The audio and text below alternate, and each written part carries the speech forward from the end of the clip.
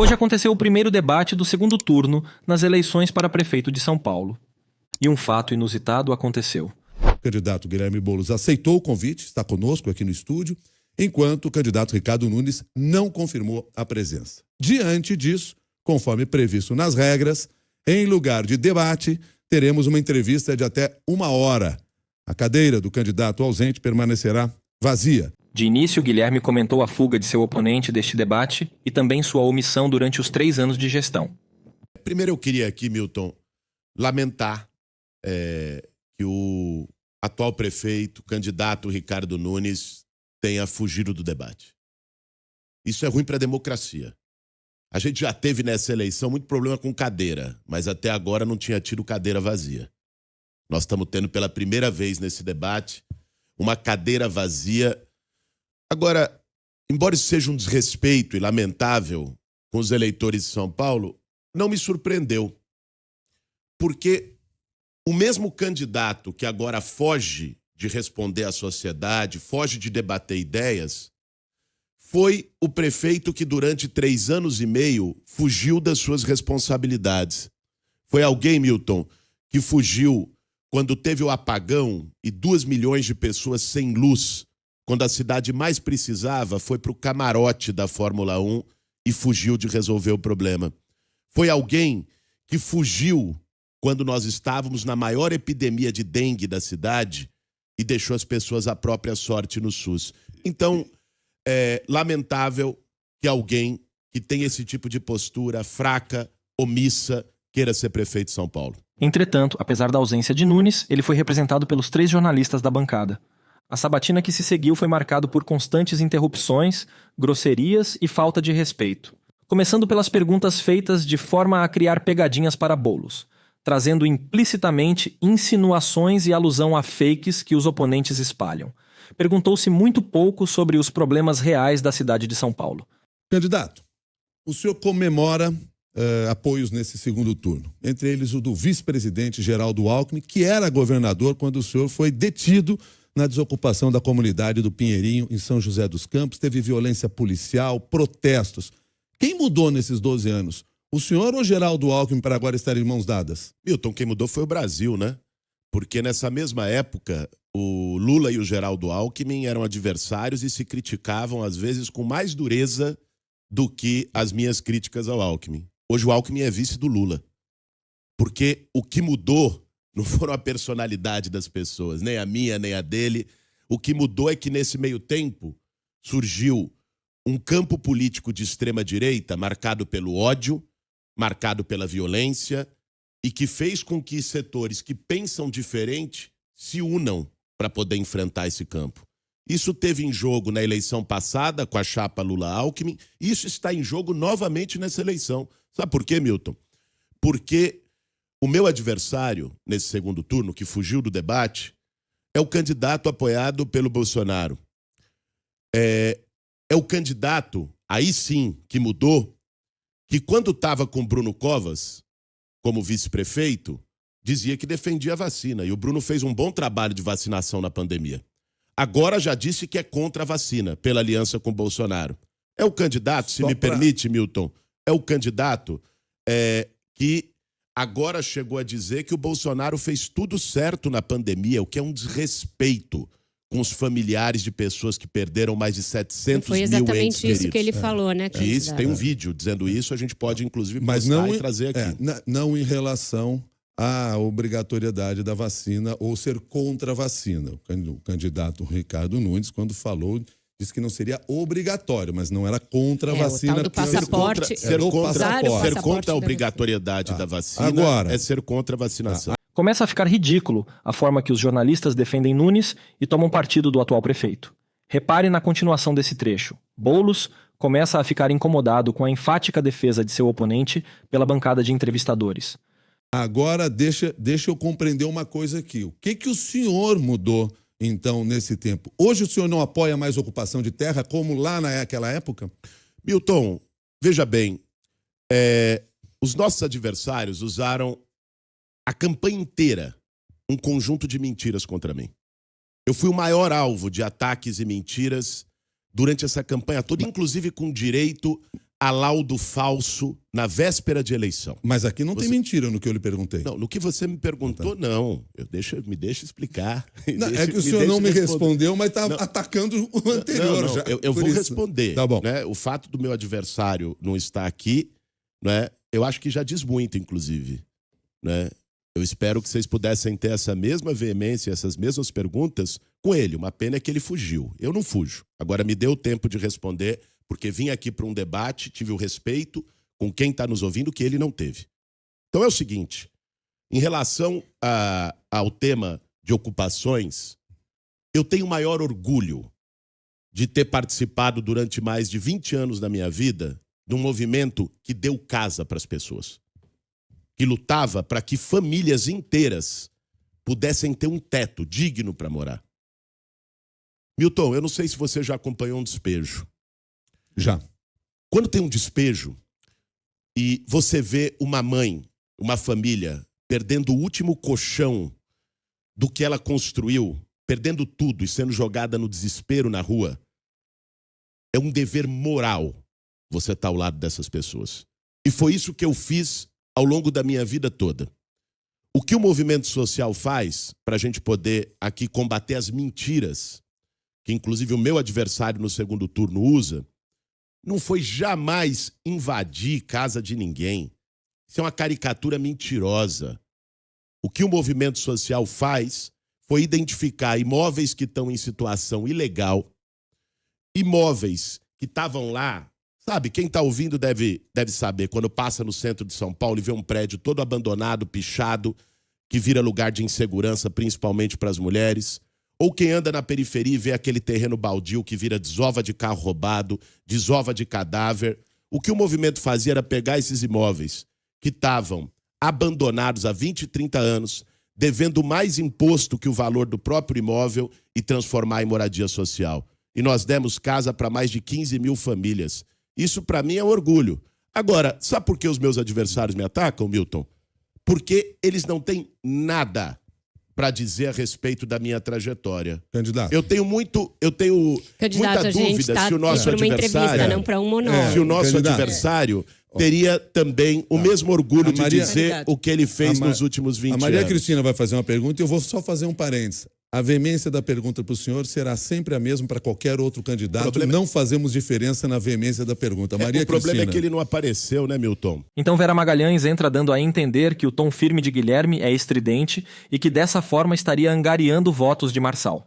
Candidato, a gente está notando desde o início da campanha uma moderação no seu tom, mas desde o seu discurso, quando o senhor foi para o segundo turno, o senhor subiu alguns decibéis e hoje eu estou achando o senhor em uns 10 decibéis mais altos do que a sua entrevista no primeiro turno aqui. O senhor está já em busca desse eleitor estridente do Marçal, por isso o senhor está elevando o tom de voz para mostrar o seu adversário como alguém mais fraco, que o senhor é essa a estratégia do segundo turno? E não fica muito estranho um candidato, uma roupa e um tom a cada fase da disputa ou a cada eleição? Vera, onde talvez você ou algumas pessoas vejam estridência, radicalismo... Não falei em radicalismo, eu perguntei do seu tom. Não, como eu disse, você falou em estridência e algumas outras pessoas podem ver radicalismo. Eu vejo firmeza. E isso também é o que as pessoas vão poder escolher no segundo turno. Se querem um prefeito fraco, um prefeito que atua, na verdade, como uma marionete, um pau-mandado de outros interesses. Quem botou ele lá foi o Dória, quem botou ele lá ali foi o Centrão. Ele não tem personalidade própria, ou sequer alguém que tenha posições firmes. As pessoas podem gostar ou não gostar de mim. As pessoas podem me criticar pelo que for. Agora, as pessoas sabem o que eu represento, sabem de onde eu venho, sabem quais são as minhas posições. Isso é importante numa eleição. Não alguém que se esconde, foge. Nós temos uma cadeira vazia aqui do meu lado que era para estar com o meu adversário. E é por isso... pelo que dizem do senhor, ou pelo que lhe criticam, que eu vou repetir a pergunta que o senhor não me respondeu. O senhor hoje não apoia mais ocupação de terreno? Milton, eu lhe respondi que eu tenho o maior orgulho de eu ter sei feito... Disso. Só que o senhor está concorrendo a prefeito. Movimento que deu... Não, mas aí essa pergunta não é para um prefeito. A pergunta é a seguinte.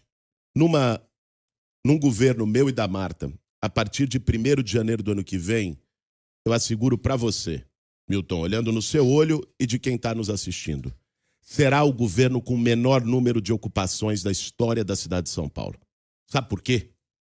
Porque ocupação de movimento social ocorre quando não tem política de moradia. E nós vamos fazer o maior programa de moradia e regularização Candidato, fundiária da desculpa, história mas o dessa eleitor cidade. não pode entender por essa sua resposta, que aliás tem sido reiterada, que na verdade o senhor está fazendo uma espécie de aliança estratégica com o movimento social e que por ser um governo do senhor eles pegariam mais leve e, por outro lado, teriam um poder de influenciar por dentro muito maior do que em qualquer outro governo? Vera, pegar mais leve... Pense com a cabeça do movimento social. Eu conheço, porque fiquei 20 anos no movimento. A cabeça do movimento social é a seguinte, que é moradia para as pessoas. Se o prefeito de plantão não dá moradia para as pessoas, o movimento social vai à luta. Mas se o prefeito de plantão é um casca de bala, Se o prefeito de diferente. plantão dá moradia para as pessoas, o movimento social tem sua demanda atendida. Pode deixar essa comigo, Vera, que eu conheço o movimento, entendo bem, vou saber lidar e nós vamos ter o maior programa de moradia da história de São Paulo. Então a jornalista Maria Cristina entra numa pauta ideológica, abordando a questão de candidatos explicitamente transfóbicos terem tido uma votação expressiva para a Câmara, enquanto a vereadora mais votada do PSOL ser uma mulher trans. Maria Cristina, o respeito à orientação sexual das pessoas é uma coisa elementar, que está na lei e tem que estar na atitude de qualquer governante, né? A Amanda vai ser uma excelente vereadora, quero aqui parabenizá-la publicamente, aliás, a todos os vereadores que foram eleitos pela nossa chapa. E esse tema está no meu programa de governo, estará na nossa atuação. É disso que se trata. O que a gente tem visto, na verdade, foi uma campanha no primeiro turno marcada por fake news. Fake news querendo criar medo nas pessoas. Você que está ouvindo a gente. Quem não quer a mudança em São Paulo, por várias razões, para manter seus privilégios, para manter seus esquemas, quer criar medo. E aí quer criar medo, diz, não, porque o Boulos é radical, é invasor, vai fazer não sei o quê. A gente viu esse filme há 2 anos. Eles diziam que o Lula, se ganhasse a eleição, ia fazer kit gay nas escolas. Vocês lembram disso? O Lula é presidente há 2 anos. Isso não aconteceu. Parece que a pergunta da Eles Maria diziam... Cristina não é essa, né? Não é essa. A pergunta da Maria Milton, Cristina é outra. Milton, Como que a senhora avalia esse fenômeno que se transformou nessa eleição? Milton, Para a Câmara. eu sou candidato a prefeito, não sou comentarista da eleição. Então, se você me permitir responder da forma como eu acho apropriado, e vou chegar na resposta. Não, calma. Eu só lhe peço que o senhor responda a pergunta, porque Vou lá, senão vou- o senhor vou vai fazer toda essa volta aí. Vou responder. Existiu muita fake news. Diziam que o Lula ia fechar a igreja. Quantas igrejas o Lula fechou? Nenhuma. Pelo contrário, abriram mais. Agora vem com o mesmo discurso de gerar medo nas pessoas a respeito da mudança. E é isso que nós não podemos permitir. Veja, as pautas que a Amanda traz, as pautas que o movimento LGBT traz, as pautas que o movimento das mulheres traz, né, são pautas importantes de respeito, de tolerância. Em relação às mulheres aqui, reafirmo, nós vamos garantir, no meu governo e da Marta, pela primeira vez na história de São Paulo, o secretariado vai ser comandado, ao menos metade das secretarias, por mulheres. Eu só queria insistir num ponto, porque este não é um fenômeno de São Paulo. Se a gente pega a Câmara de Belo Horizonte, também o vereador mais votado lá é um transfóbico. Este é um fenômeno da contemporaneidade aqui das eleições brasileiras e talvez não apenas no Brasil. E há uma resistência grande de uma parcela da população que é crescentemente evangélica. Não existe comunicação entre a defesa do identitarismo e essas convicções evangélicas. Hoje há um divórcio entre essas duas questões. E eu não consigo entender como é que isso vai ser vencido. O senhor está dizendo, vai combater fake news. Isso não é fake news, é um dado da realidade. O vereador mais votado da Câmara é um transfóbico e a vereadora mais votada da sua coligação é uma defensora aberta da pauta trans. Então, existe um divórcio e isso não está claro para mim como é que esse divórcio vai ser abreviado. Maria Cristina, o que é fake news é o que se faz em relação a isso. Quando vai lá e fala-se de banheiro unissex, quando vai lá e fala-se de kit gay. Essa é a fake news que a transfobia usa para atacar a esquerda. É disso que eu estou falando. Mas o senhor vai ter que tratar disso de alguma maneira no seu programa de TV? Ou não vai ser um assunto? O senhor acha que não é relevante? Não. Esse tema está no nosso programa de governo. Existe um programa que segue na cidade de São Paulo, embora sucateado, que é o Transcidadania. Se for lá no meu programa de governo, ele vai estar lá. Após responder, ele tenta esgotar o assunto e trazer propostas concretas, que realmente importam e mudam a vida das pessoas em São Paulo, mas é interrompido com uma tiradinha de Vera Magalhães. Agora, eu queria trazer uma questão que eu acho que é importante também para quem está nos ouvindo. Nós temos hoje em São Paulo, Vera, 300 mil trabalhadores de aplicativo. Muitos ouvem a CBN, né, que trabalham com Uber. 300 mil motoristas, não estou nem falando dos motoboys de entrega. Uber, 99, nas várias plataformas. Eu assumi um compromisso com esses trabalhadores que eu quero reafirmar aqui hoje na CBN, de que nós vamos liberar os Ubers do rodízio na cidade de São Paulo, garantindo que possam trabalhar todos os dias, porque quem usa o carro como instrumento de trabalho... A gente entende essa sua estratégia de não responder e mudar de assunto. Pera só um minuto, Milton, mas já que a gente teve o respeito de manter a entrevista com o candidato Ricardo Nunes faltando a um compromisso que ele faltou, vamos tentar fazer um compromisso de todos, de responder as perguntas. A gente vai tratar desse assunto, vamos ter, inclusive, o maior interesse. Dessa forma, o clima acaba esquentando. Guilherme se recusa a virar comentarista e pede que perguntem sobre propostas. Agora, se me permite, Vera, colocar uma questão que eu acho que é importante. Isso era para ser um debate. Exato. Nós temos que lembrar disso, né? Isso era para ser um debate. Teve um candidato que desrespeitou o eleitor, o compromisso que tinha feito com a emissora, e não está aqui. Só lembrando então, que no primeiro turno teve um debate em que o senhor e eles fizeram um acordo e também não foram, que foi o da Veja. Então essa não é a primeira cadeira vazia, já houve outras cadeiras vazias. Sim, o debate da Veja eu não fui porque ele se sucedeu a um debate onde todas as regras foram quebradas e foi o único debate onde os organizadores não deram as garantias de evitar as condições de baixaria. Só para lembrar que não é o primeiro. Não, mas enfim, é importante dizer isso. Agora, eu acho que da mesma forma... que eu acho importante a CBN ter mantido a entrevista, e acho que foi um gesto de respeito com os telespectadores, precisa ser reconhecido também o gesto de respeito que nós tivemos ao compromisso com a CBN e com a população de São Paulo de ter vindo aqui e não ter fugido igual o nosso adversário. Então, acho que é importante que a gente tenha isso em mente. Isso era para ser um debate, né? Sobre a cidade de São Paulo, sobre os temas de São Paulo. Então o apresentador deu a oportunidade de fazer 2 perguntas a Nunes e explicar o motivo da escolha. Primeiro, para quem está nos acompanhando e acabou de chegar aqui, deixando claro aqui a questão do debate que havia sido proposto aos 2 candidatos. O candidato Ricardo Nunes não aceitou participar, por isso transformamos numa entrevista. E de acordo com estas regras que tinham sido propostas e foram propostas às 2 coligações, além da manutenção da cadeira à disposição do candidato que não veio, ou da cadeira vazia, como aliás o senhor fez questão de chamar a atenção logo no início, também o senhor, por ter aceitado participar, tem direito a fazer 2 perguntas para o candidato ausente. E eu peço que o senhor faça a primeira pergunta e comente o porquê desta pergunta. A primeira pergunta que eu gostaria de fazer para o Ricardo Nunes, que fugiu desse debate aqui hoje, a cadeira aqui, por que ele colocou o cunhado do Marcola, líder da maior facção criminosa do país, como chefe de gabinete da Secretaria de Obras da Prefeitura, cuidando dos recursos das obras, de mais de 6 bilhões de reais de obras sem licitação. Eu fiz essa pergunta para ele no debate da TV Globo semana passada, ele não respondeu. É a pergunta que eu faria para o Ricardo Nunes se estivesse aqui, né? Por que colocou o cunhado do Marcola para cuidar do dinheiro da prefeitura? Sabe por quê, Milton? Agora explicando a pergunta, é importante que a gente traga e para colocar os pingos nos is. Isso é uma reportagem que a imprensa trouxe, foi uma apuração do portal UOL, que colocou que esse cidadão, que é funcionário de carreira da prefeitura já há muitos anos, mas não tinha nenhum cargo de destaque, no governo do Ricardo Nunes, foi promovido a chefe de gabinete da CIURB, que é a secretaria que cuidou de todas as obras sem licitação na cidade de São Paulo. É quem liberava as obras sem licitação na cidade de São Paulo num esquema que é escandaloso, que todos vocês da imprensa noticiaram.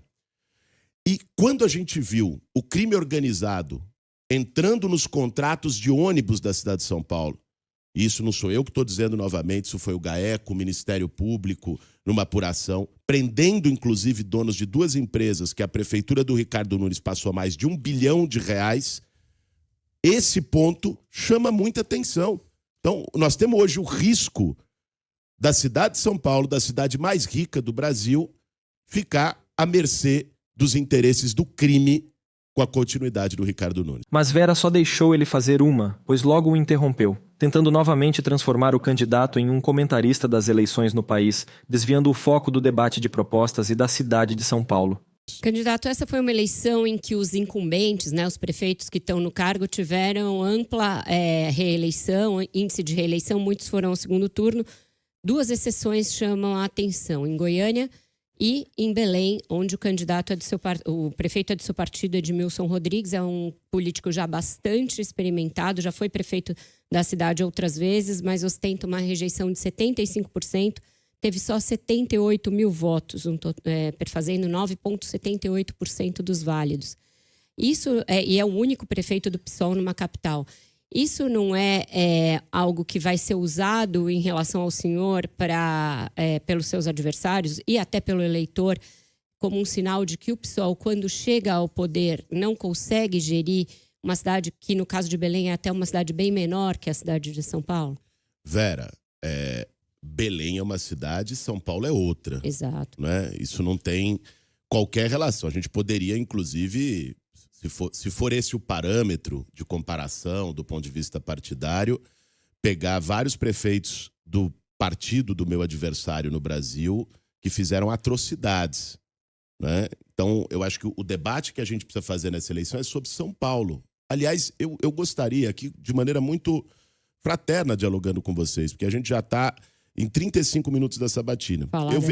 Eu vejo frequentemente uma crítica da imprensa, de colunistas, com a qual eu concordo, que a campanha no primeiro turno não discutiu a cidade. Aí quando a gente está aqui, meu adversário não veio para discutir a cidade, as perguntas só vêm sobre política geral, sobre o país, Vamos sobre Belém. Vamos só encerrar esse capítulo, porque isso certamente vai aparecer nos debates. Eu acho que é o que mas está aparecendo nos debates na boca do meu adversário, que não veio aqui hoje. Eu acho que nós estamos aqui, eu me dispus, tive o respeito com vocês de vir na sabatina que ele não teve para discutir a cidade de São Paulo. Mas a questão dos aliados é uma coisa que tem sido discutida, né, candidato? Eu queria só ouvir o senhor, o que o senhor acha que aconteceu nesse caso e por que o único prefeito do PSOL não foi reeleito e teve uma rejeição tão grande? Vera, eu não estava acompanhando a eleição de Belém porque sou candidato em São Paulo. Não vou te fazer um comentário leviano sobre a eleição de Belém. Eu gostaria de discutir a cidade de São Paulo. A primeira pergunta que eu lhe fiz... O toco que Vera levou gerou um grande constrangimento na banca e Milton volta mais uma vez na principal fake que Nunes usa contra Boulos, chamá-lo de invasor. Dessa forma, o tema foi para a moradia, que Guilherme domina totalmente e foi muito bem com suas propostas. Falta de teto.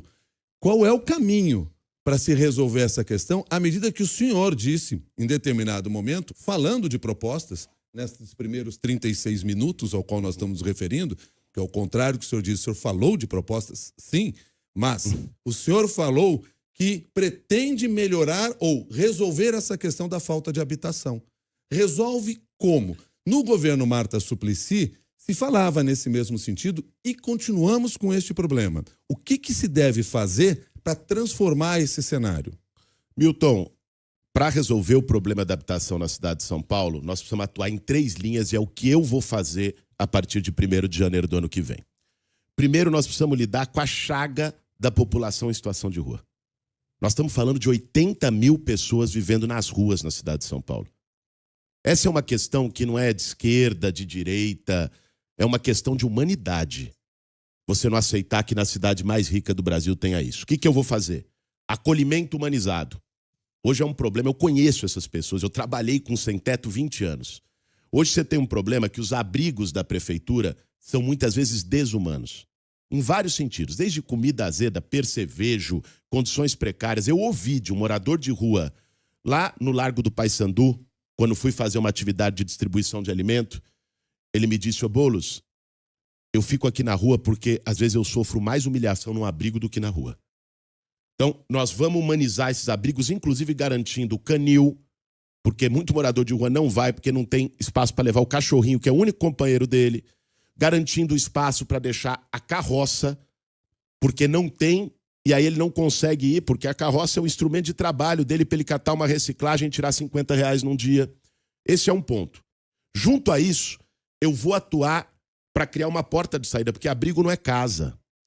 A porta de saída é geração de emprego e renda para essas pessoas. Geração de emprego e renda é o seguinte: eu vi um projeto do Sindicato da Construção Civil que eu achei extraordinário, que foi, ele foi lá nos abrigos da prefeitura, juntou gente que queria fazer um curso de pedreiro, mestre de obra, ajudante, encanador, eletricista, curso para construção. Construção civil está estourando em São Paulo e falta mão de obra qualificada. E fez um acordo de boca com empreiteiras que ele conhecia para poder contratar essas pessoas. Se um sindicato pôde fazer isso, imagine o que a prefeitura não pode fazer. A gente criar várias escolas, formar essas pessoas e até botar nas obras da prefeitura um percentual dessas pessoas. Então, você tira a pessoa da rua, um salário base hoje na construção civil está R$2.500, R$3.000, ele consegue pagar aluguel por um período até sair a moradia definitiva. Então, essa é uma linha que eu vou trabalhar como prioridade, porque isso toca para mim no coração. E o senhor trouxe essa proposta do sindicato, que poderia ser um caminho, mas falou também de outras medidas que podem ser adotadas, que não se diferem muito do que se fez em outros governos, ou pelo menos do que se disse que faria em outros governos. O senhor já perguntou para a prefeita Marta Suplicy, sua candidata a vice, por que também no governo dela isso não deu certo? O que dá de errado que, por exemplo, o morador de rua não quer ir para o abrigo? Sabe por que um morador de rua não quer ir pro abrigo? Pelo que eu acabei de te dizer, Milton. Você acha que alguém gosta de ficar na rua? Você acha que alguém gosta de ter que acordar de manhã e se humilhar para conseguir um banheiro num comércio? Ninguém gosta. O morador de rua, ele muitas vezes não vai pro abrigo porque ele não pode levar o cachorrinho dele, porque ele não pode levar a carroça dele, porque isso. No abrigo ele sofre humilhação. Eu entendo isso. Se você der condições mínimas de dignidade, tratar ele como gente, que é o que ele é, e por que ele que não vai. se conseguiu fazer isso, por exemplo, no governo Marta Suplicy? A Marta Suplicy iniciou um projeto extraordinário chamado Boracéia, que fez exatamente isso. Infelizmente, ela não se reelegeu, o projeto foi descontinuado de uma maneira até irresponsável pelo prefeito seguinte, que foi o José Serra. Agora, eu estava falando de moradia. A ideia é replicar esse projeto? Esse foi um projeto que funcionou porque era um acolhimento humanizado. Mas eu falei da população de rua, tem um outro ponto que eu acho importante a gente falar, que é regularização fundiária. Nós temos milhares de pessoas na cidade de São Paulo que têm o seu teto, têm a sua casa, mas não têm o documento. Nós temos muitas comunidades irregulares. Então, fazer a urbanização dessa casa, fazer uma melhoria, botar um reboco na parede. Hoje, muita casa... Cara, as crianças desenvolvem asma, bronquite pela umidade, porque não tem um reboco. Uma coisa simples, a prefeitura ajudar a botar um reboco, dar o documento. Mas em área de manancial? Isso é dignidade para as pessoas. E para as ocupações em área de manancial que estejam nessa situação? Existe uma lei, hoje tem mais ou menos 2 milhões de paulistanos que moram em área de manancial. Existe uma lei que é da CETESB, que é quem regula os mananciais do Guarapiranga e da Billings, que estabelece um critério que é uma moradia a cada 250 metros quadrados para que você possa fazer uma urbanização que seja sustentável. Tem que seguir essa lei. Maria Cristina. O senhor tem essa proposta de habitação que é muito ambiciosa, mas, por outro lado, há interesses da indústria imobiliária, da construção civil, contra os quais o seu partido, na revisão do plano diretor, se colocou contrário. É possível conduzir um programa tão ambicioso com essas dificuldades de relacionamento que o PSOL e uma parte do PT, ao longo da revisão do plano diretor, tiveram com a indústria da construção civil e imobiliária, candidato? Olha, o que eu não defendo, isso sou claro, minha posição sempre foi muito firme, disse isso inclusive dialogando com o setor da construção quando me chamaram para visitar o Secov. É o pode tudo.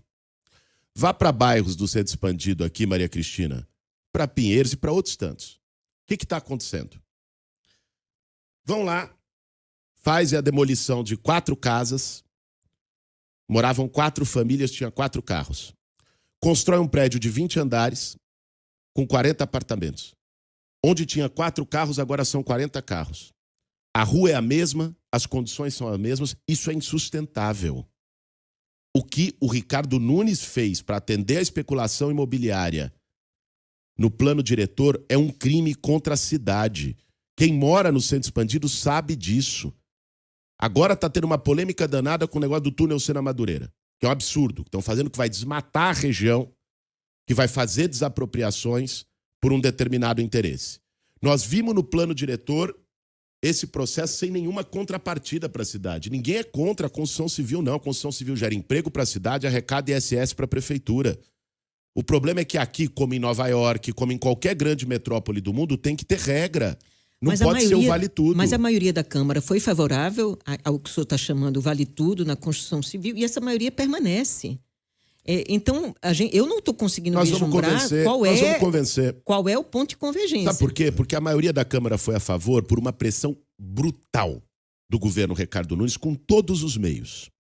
Isso, inclusive, é público. Teve um vereador, que eu não sei se reelegeu ou não, vocês noticiaram isso, que botou num grupo de zap à época que o setor da construção tinha que pagar a campanha do prefeito em troca do presente que ele deu. Um vereador. Então, ali foi uma pressão tremenda do prefeito. Dessa vez, o prefeito vai atuar para garantir o interesse da cidade, não de meia dúzia de construtores. No fim, Boulos faz um apelo pela mudança, que é representada por ele diante da mesmice de Nunes, que fugiu desse debate. Agora, o que está em jogo, e a cidade no primeiro turno votou maciçamente pela mudança. 70% dos eleitores disseram não ao atual prefeito. Eu quero dialogar com essas pessoas que querem mudança, porque agora no segundo turno, Milton, são 2 caminhos. Quem acha que a cidade está boa como está? Quem está satisfeito e acha que São Paulo está tudo bem na segurança, na saúde, na educação, no meio ambiente, concorda com a propaganda do atual prefeito, com o discurso do atual prefeito, que é tão insustentável que ele não teve a coragem de vir aqui, debater com a gente hoje. Candidato. Quem não concorda e sabe que São Paulo pode e merece mais, quer mudança para São Paulo, eu peço humildemente a confiança e a oportunidade para mim e para Marta promovermos essa mudança a partir de 1º de janeiro do ano que vem.